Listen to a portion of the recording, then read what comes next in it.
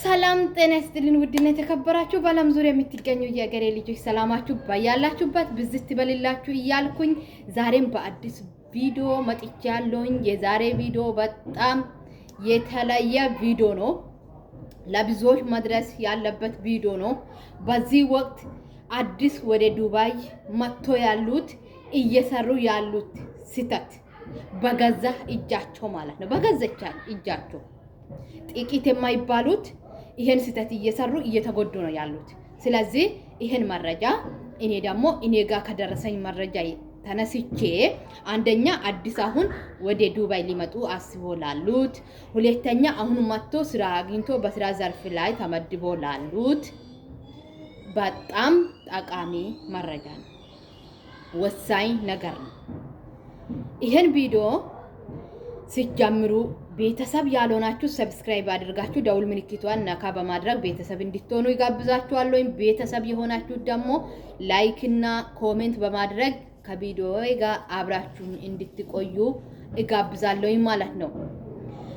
የዛሬ ቪዲዮ አዲሶች የሚሰሩት ስህተት መጥቶ ቀጥታ ከኢትዮጵያ መጥቶ በዚህ ወቅት ዱባይ ላይ ቀጥታ ከኢትዮጵያ አዲሶች ማለት ነው። ከዚህ በፊት ሌላ ሀገር የትም ያልሰሩት መጥቶ ቀጥታ ዱባይ ላይ በዚህ ወቅት ስራ አገኙ ማለት በጣም እድለኞች፣ በጣም ጎበዞች ናቸው። በጣም እድለኞች ናቸው። ይሄን እድላቸውን ግን በገዛ እጃቸው ማበላሻት የለባቸውም። አንዳንዶች በገዛ እጃቸው እያበላሹ ነው። በገዛ እጃቸው ማለት ነው። አንደኛ ስራ ካገኙ በኋላ ባገኙበት በስራ ዘርፍ በገቡበት ቤት ደሞዛቸው እስከተከፈለላቸው ድረስ ምግብ ካገኙ ምግብና ደሞዝ ካለ ይሄንን የስራ ክብደቱን ሰበብ በማድረግ የአሰሪዎቹን ጸባይ ሰበብ በማድረግ ወደ ቢሮ መሄድ ማለት በጣም ትልቅ ጉዳት ነው። ትልቅ ስህተት ነው።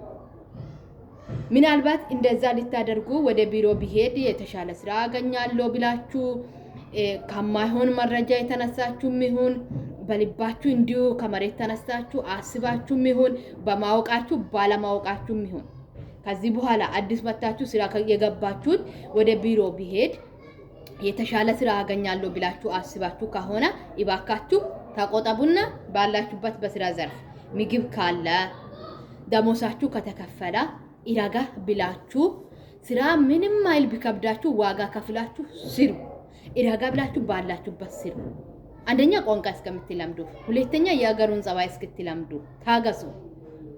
መታገስ አለባችሁ። እናንተ ታግሳችሁ የሰዎቹን ጸባይ፣ የስራውን ሁኔታ፣ ክብደቱን ታግሳችሁ እንደምንም 6 ወር ብትቆዩ ከቻላችሁ ኮንትራታችሁን መጨረስ፣ ካልቻላችሁ 6 ወር ብትቆዩ ቋንቋ በደንብ ትለምዳላችሁ። ችግራችሁን በደንብ ማውራት ትችላላችሁ። ከዛ በኋላ ቤት ብትቀይሩም የተሻለ ቤት ለመግባት ራሳችሁ ችግራችሁን ፍላጎታችሁን እንደፈለጋችሁ ማውራት ትችላላችሁ።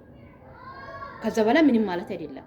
ግን አዲስ መታችሁ ደሞዛችሁ በስነ ስርዓት እየከፈሉ ምግብ እያለ ስራ ከበደኝ አሰሬ ክፉ ናት በማለት እችን ብቻ ሰበብ በማድረግ ወደ ቢሮ የሚሄዱት በጣም እየተጎዱ ነው። አንድ እህታችን መጠች ከኢትዮጵያ ቀጥታ መጣ ስራ ወዲያው ገባች። ወዲያው ስራ ካገኘች በኋላ ካገኘችበት ስራ ዘርፍ የአሰሪዎቹን ጸባይ ሰበብ በማድረግ ብቻ ወደ ቢሮ ሄደች። ቢሮ ሄዳ 3 ወር ሙሉ በምግብ እጥረት በስራ ማጣት በጣም ተጎድተ በጣም ማለት ነው። ከ3 ወር በኋላ እንደምንም አንድ ስራ አገኘች። አያችሁ ምን አይል እንደተጎደች እኔ ሰምቼ ምን እንደምናገር ነው ጠፋብኝ ማለት ነው። በጣም ነው ያሳዘነችኝ። ከዛ እንደገና ካገኘችበት ከስራ ዘርፍ እየሰራች እያለች አንደኛ ድክመቷን ማለትም ምግብ በማጣት ምን ያህል ጉዳት እንዳለና አቅም እንደምናጣ ያያችሁት ስለ ቢሮ የቀመሳችሁት ታውቃላችሁ። እኔ ቀምሻለሁ። አንደኛ ስንት ደግ ምናልባት በቁጥር 3-4 የሚባሉ ጥሩ ደላሎች ከተገኙ ነው። ጥሩዎች ናቸው የሚለው ቁርሳችሁን ካገኛችሁ ምሳ ኢራት ከሰጡ ላመጡት ልጆች የአገሬ ልጅ ናት ወገኔ ናት ብሎ እሱን ፈጣሪ ከፈሩ ማለት ነው ፈጣሪን የሚፈሩ ከሆኑ በምግብ እንዳትጎዱ ስራ እስከምታገኙ ማለት ነው ስራ እስከምታገኙ በምግብ እንዳትጎዱ ሊያደርጉ ይችላሉ እሱንም ፈጣሪን የሚፈሩት ከሆኑ ማለት ነው አብዛኞቻቸው ቢሮ ላይ ምግብ አይሰጡም ጠዋት አንድ ዳቦ ከሰጡ ነው ያ ዳቦ ምንድነው ከዛ በላይ እስከ ማታ ምግብ አታገኙም ይሆናል ያ ውሎ እያደረ ጉልበታችሁ በጣም እየደከመ ነው የሚሄደው ስራ በማጣታችሁ ሐሳብ አለ ጭንቀት አለ በዛ ላይ ኢራባ አለ የቀመሳችሁ ታውቃላችሁ በእውነት በዛ ላይ ከደላሎች አንደበት የሚወጣ የማይሆን ስነ ልቦናችንን የሚጎዳ ሞራላችንን የሚጎዳ ቃላቶቹን ይጠቀማሉ እኔን እንገራችሁ ለኔ የገጠመኝን ማለት ነው መታገስ ለማንኛውም ለሁሉም ነገር ጥሩ ነው ያደላላ ግን አሁን በአደባባይ ተዋርደዋል በአደባባይ ማለት ነው እኔ አልቅሼ አፌን ዘግቼ ዝም ብል ራሱ ከዕለታት አንድ ቀን አንድ ጎበዝ ለጎበዝም ጎበዝ በቃ ፈጣሪ በየትኛውም በኩል አድርጎ ያጋልጣል አለቀ ያጋልጣል ተጋለጠ እና በምንድነው እንዲሁ በቃ መቼም ትልቅ ጥፋት እናጠፋምኛ ካልነኩን አናወራም ስራ ፈላጊዎች ስለሆነ ከፈጣሪ በታች በእነሱ ቁጥጥር ውስጥ ስላለን ታግሰን ስራ ፈላጊዎች ነን ከነኩን ግን መልስ እንሰጣለን ሰዎች ነንና ከዛ ባልና ሚስት ናቸው ሚስትዮ ያው መክተብ ይዛን ትሄዳለች ቀን ማታ ወደ ቤት ትመልሳለች ከዛ ቀን ላይ ራበኝ ስሪበኝ ጠየኳት ሲጠይቃት ያን ወቅት አልሰጠችኝም ብርም አልሰጠችኝም ውሃም አልገዛችኝም እርቦኛል አለቀስኩ ከዛ ያችን ነጥብ ይዛ አስቸገረችኝ ቢሮ ላይ አስቸገረችኝ ብላ ማታ ላይ ነገረች ለባሏ ማለት ነው ባሏ ለሚስትዮ ያገዛ ይመስል ለኔ ምን ይለኛል አይተሽማታቂ ሰይጣን ነው የሚሆንብሽ እንዴት አስቸገርሽ እንዴት ታስቸግሪያታለሽ ስራ ፈልገሽ አይደለም የመጣሽው ብሎ አያችሁ የተጠቀመውን ቃላት አይተሽማታቂ ሰይጣን ነው የሚሆንብሽ እኔ አይረሰኝም በእውነት አያችሁ እነሱ ከአንደበታቸው የሚያወጡት አንዳንድ ስድቦች ቃላቶች ማለት ነው ምንድነው የሚፈልጉ እኛን እንድንጎዳ አፋችንን እንድንይዝ ማለት ነው የምረን ነው የሚላችሁ ስለዚህ ቋንቋ ሳትለምዱ ደሞሳችሁ ከተከፈለ ምግብ ካለ ይባካችሁ ወደ ቢሮ አትሄዱ ቢሮ ስትሄዱ ቢሮ ላይ ብዙዎች ስራ ፈላጊዎች ስላሉ መርጦ አይቶ ዞር ብሎ ብዙ አማራጭ ስላላቸው ማለት ነው የሚወስዱት ማለት ነው ስለዚህ ያኔ አንቺ ገና አዲስ ሆነሽ ወደ ቢሮ በመመለስሽ ማለት ነው እቺማ በገባችበት ቤት ቢያንስ ትንሽ 6 ወርም ያልቆየች በኔም ቤት እንደዛ ነው የምትሆነው ብሎ ይረዳሉ አብዛኞቻቸው እንደም ቤት ስንቀይር አንቺ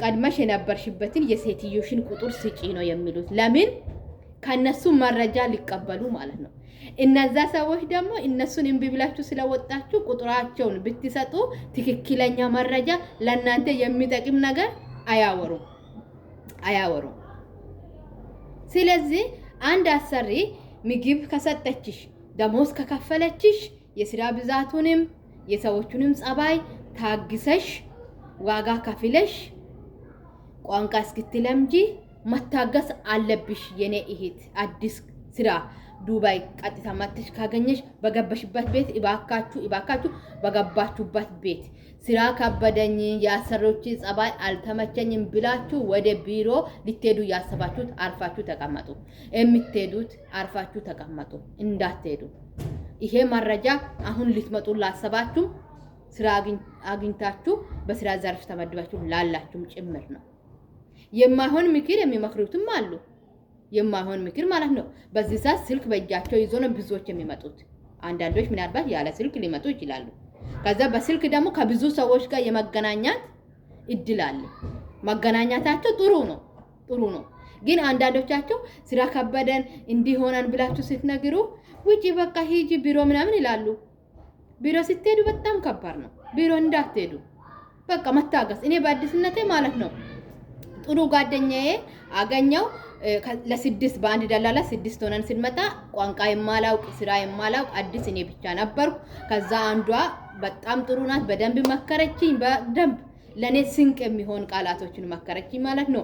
ቋንቋ ስለማትቺ አንቺ ይሄንን እንደዚህ ነው መስራት አለብሽ፣ እንደዚህ ነው መሆን አለብሽ አለችኝ። እኔም የሷን ምክር ያስኩና በቃ ለኔ በጣም ትልቅ ስንቅ ሆነብኝ ማለት ነው። ከዛ እኔን አሰሬ በጣም ትከታተለኛለች። አዲስ ስትሆኑ በካሜራም ሆነ በአካልም ይሁን በደንብ ነው የሚከታተሉት። ለምን ብትሉ አንደኛ የስራ ፍላጎት አላት ወይ፣ ሁለተኛ ምን አይነት ጸባይ አላት፣ የኔ ሰራተኛ ክፉት ይሁን ጥሩት ይሁን ይላሉ።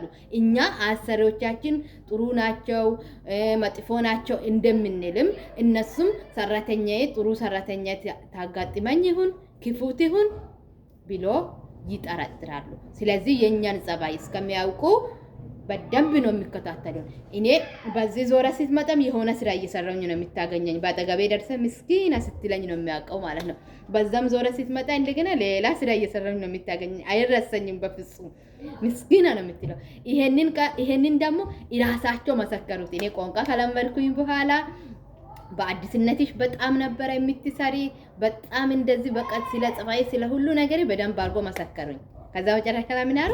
አሁን እንደ ድሮ አሰሪ ማለት መቼም ከላመዳችሁ በኋላ ለዛ ነው እኮ ሊመዱ እስክትለምዱ ታገሱ የሚለው። ምክንያቱም ከላመዳችሁ በኋላ እንዴት ሹልክ ብላችሁ ማረፍ እንዳለባችሁ፣ ስራውን በምን አይነት ዘዴ በምን አይነት መልኩ ሰርታችሁ በምን አይነት በቃ ዘዴ ትጠቀማላችሁ፣ በዘዴ መኖር ትጀምራላችሁ። ያኔ ስራው ይቀላል። የሰዎቹን ጸባይ ታውቃላችሁ፣ የስራውን ጸባይ ታውቃላችሁ፣ ቋንቋ ታውቃላችሁ። ከዛ የከበደው ነገር ሁሉ ቀላል ይላችኋል። እስከዛ ታገሱና ስራ ከበዳችሁ ቻሉ።